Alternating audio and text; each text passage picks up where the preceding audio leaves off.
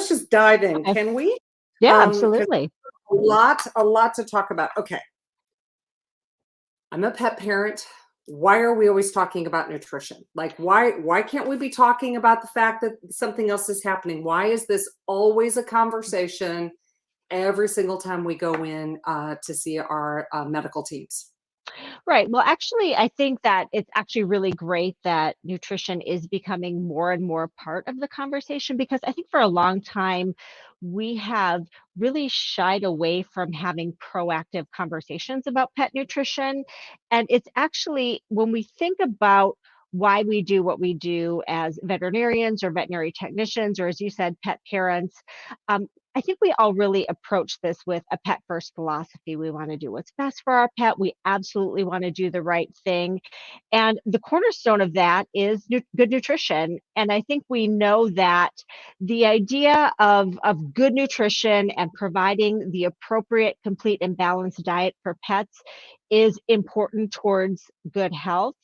But I think what we've also realized is if we're providing poor nutrition or nutrition that isn't adequate, we actually can end up with some real serious consequences, whether it be diseases of malnutrition, like obesity, which is the most common disease of malnutrition, or whether it be some of the current controversies that we're seeing with some of the dilated cardiomyopathy cases that we're seeing in pets that may or may not be associated with some of these diets. So we know that good science-based nutrition is so important to the health of our pet, not only towards the good, but also towards being proactive and preventing some of those negative consequences that can happen if we're not providing good sound nutrition. Everything really blooms from there. If you have a pet who's well fed, who has a good body condition score, and who is eating a diet that's appropriate,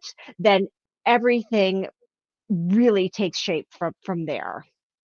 But you mentioned this body condition score, and I can tell you the anxiety as we walk in and our dogs or our pets are put on the scale. And as a pet owner, the guilt hits us, right? Because Yeah. we know what the scale said before.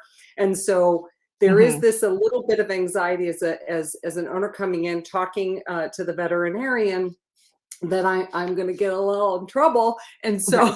I sometimes hope we don't talk about nutrition at every Right. visit, but should we be talking about it at every visit?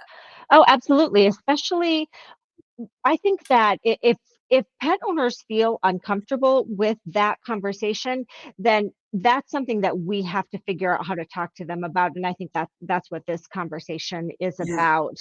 We really want to make sure that we're having conversations that are respectful. And I think what I did this for 10 years. So I was in private practice for 10 years before I worked for Royal Canin. And I think we have to approach all of these conversations with the understanding that all of us are doing this because we care about that animal that's in the exam room. And I think if we remember that whatever choice the owner is making for diet or whether or not the pet is overweight, they they're there because they care about the animal, and we need to approach those conversations with a lot of respect and understanding and empathy for what their position might be when we're talking about nutrition. And it should be a requirement to have that discussion with every owner, every visit, every time, because I know it's uncomfortable, especially if the owner is overweight, but there's some tricks we can talk about how to make that conversation less stressful for the owner and also for us and our staff too, because we have to remember that we I know that oftentimes I was reluctant to have that conversation because I was worried about offending the owner. And I think it's just how we approach that and also understanding the owner's mindset. So, one thing I tell practitioners to do a lot is we have those body condition scoring tables where you rate them from a 1 to 9, with a 1 being, um, emaciated and 9 being really obese.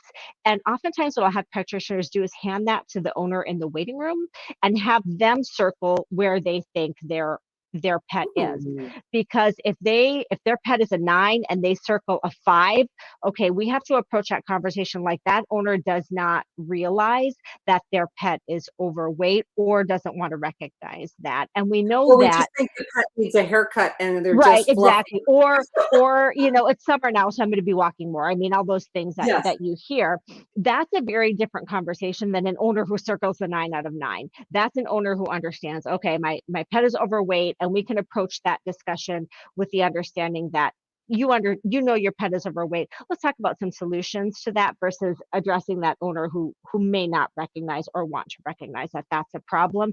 And then we start with some open-ended questions about what they think, what are they feeling, how do they think their pet looks, and really address it from that angle. Two totally So I'm different ways to excited, approach and a that part for conversation. everybody will be after our next little break, but the emotion piece, I feel Right. like that is gonna be the crux of it because that's how we, as pet owners, come in already potentially a little Absolutely. defensive, Hmm. potentially feeling, that we could be judged, and also scared, to bejeebies that we've done something wrong, with our Absolutely. pets, so that's the other. But let's before we take that little break to go to the tables, do pet owners want to actually find out what the veterinarian and the medical teams want to recommend for pet food, or are they just, is there this perception it's a cost issue and you only want us getting certain food for certain reasons? Right. I think that's a commonly held misconception in in the pet space that we, for some reason, as veterinarians, feel like the owners don't want our opinion, and that's actually not correct. So there was a Canadian study that came out in 2020 that said that about 70% of pet owners actually want to hear what veterinarians think about what they should feed their pet, but only about a third of them actually get to have that discussion. And there's a lot of Oh my reasons for gosh. that. Yeah. So, you know, it's busy, you're in the exam room, you're talking about 50 different things. There may not be time to address that. Or I, and again, I come to this from a place of experience where sometimes I just anticipated that it would be a fraught interaction, so I just didn't even do it, which looking back, Oh, I'm thinking that wasn't the way to avoidance is not the way to approach this. And I think I had that mindset that they really don't want to hear my opinion. But in reality, they do, because 70% of them say they want to get that opinion from us.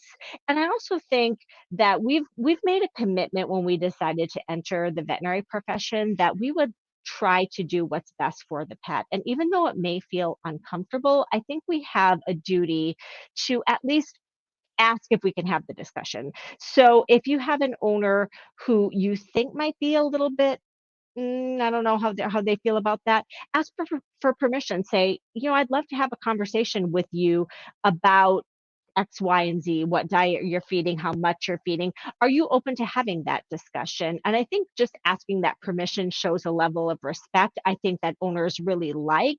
And it also invites them to be part of that conversation. And probably, Catherine, like you said, maybe might take off some of that edge or that feeling of worry or defensiveness they have when they bring their pet to you.